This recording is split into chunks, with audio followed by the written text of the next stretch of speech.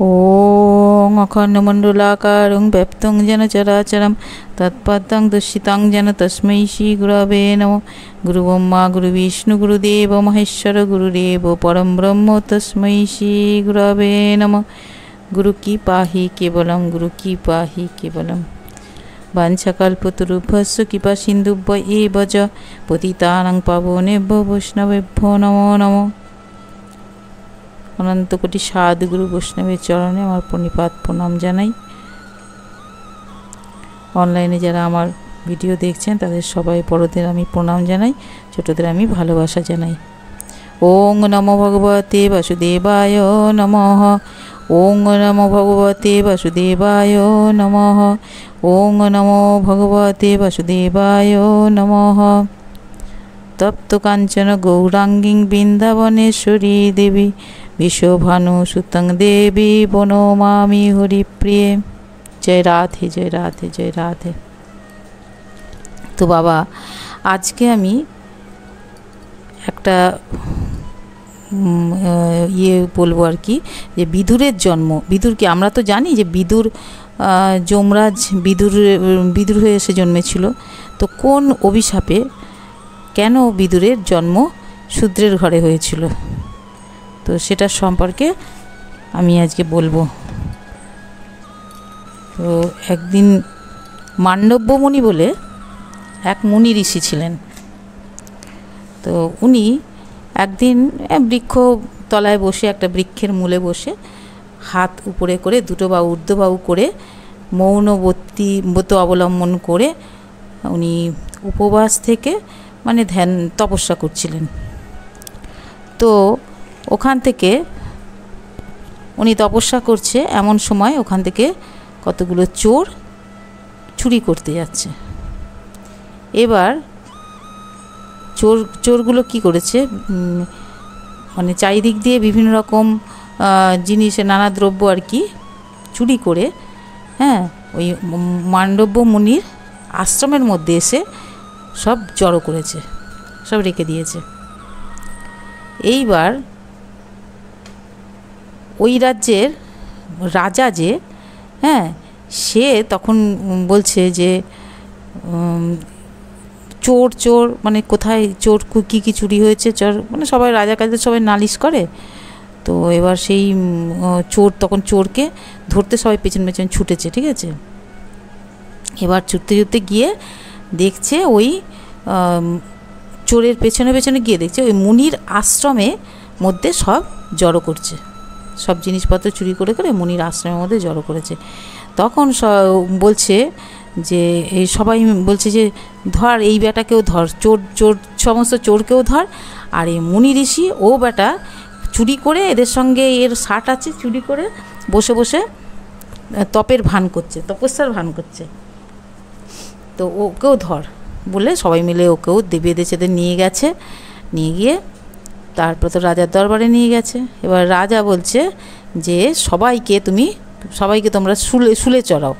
এবার নগরের বাইরে শুলে চড়ানো হয়েছে। এবার যা চোরগুলো ছিল তাদেরকে তো মানে শুলে চড়িয়েছে, ঠিক আছে। এবার মান্ডব্য মুনিকে ওনাকেও শুলে চড়িয়ে দিয়েছে।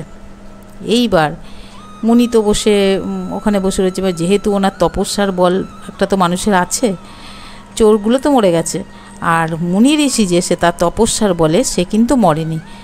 শুল কী করেছে, শুলে চড়ানোতে উনি বসে রয়েছে, শুলের উপর বসে রয়েছে, বসে বসে উনি তপস্যা করে যাচ্ছে। হ্যাঁ, এইবার ওখান থেকে কিছু মুনি ঋষিরা আবার ওখান থেকে যাচ্ছে।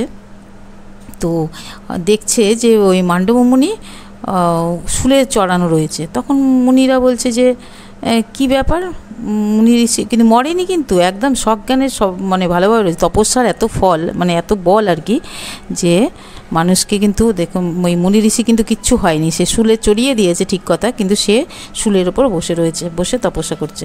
তখন ওই ইয়েরা বলছে, মুনি ঋষিরা বলছে যে অন্য সবাই ওখান দিয়ে যারা যাচ্ছে তারা বলছে যে কি ব্যাপার আপনার এই অবস্থা কেন। তখন বলছে কি জানি, উনি বলছে মানে মান্ডব্য ঋষি বলছে জানি না কোন কর্মদেশে আমার এরকম অবস্থা হয়েছে। তখন বলছে যে তখন ওরা না ওখান থেকে ওকে এই মুনিকে যা হোক করে শুল থেকে কোনো রকম করে নামানো হয়েছে। হ্যাঁ, নামিয়েছে। এবার বলছে ওর ভেতরে তো খানিকটা অংশ তো শুলের মধ্যে শুলে চড়িয়েছে, যেহেতু কিছু অংশ ভেতরে ঢুকেই গেছে শুলের, কিন্তু তারপরে তার কিন্তু তপস্যার এত বল, তার কিন্তু কোনো ব্যথা যন্ত্রণা সে কিন্তু অনুভব করতে পারছে না। তো যাই হোক, কিন্তু মুনি তখন ওই মান্ডব ঋষি বলছে যে কোন পাপের জন্য আমার এরকম হয়েছে, এটা আমার জানতে হবে।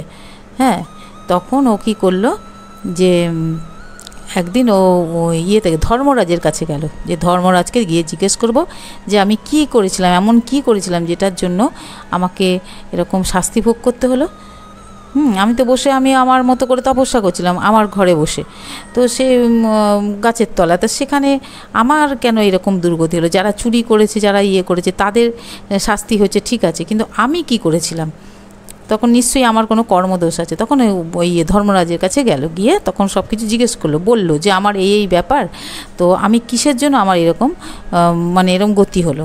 তখন ধর্মরাজ বলছে যে তুমি যখন ছোট বালক ছিলে, সেই সময় তুমি মানে খেলার ছলে বন্ধুবান্ধবের সঙ্গে খেলা করছিল, তো খেলার ছলে একটা পতঙ্গ ধরে তার গুজ্জে শুল ভরে দিয়েছিল। তা তার ওই পাপের শাস্তির জন্য তোমার আজকে এই শাস্তিটা হলো, তোমাকে শুলে চড়ানো হলো। তখন তো এবার এইটা শুনে তো মান্ডবমণি প্রচণ্ড রেগে গেলেন, বললেন যে 5 বছর পর্যন্ত ছেলে মেয়ে মানে যে যাই অপরাধ করুক সবার কিন্তু সব কিছুর অপরাধ ক্ষমা হয়ে যায়, কেননা 5 বছর পর্যন্ত মানে কোনো অপরাধ করলে তার কোনো শাস্তি হয় না। তা আপনি কীরকম লোক যে আমি ওই ছোট্টবেলায় আমি কি করেছি তার জন্য আমাকে এরকম শাস্তি দিলেন?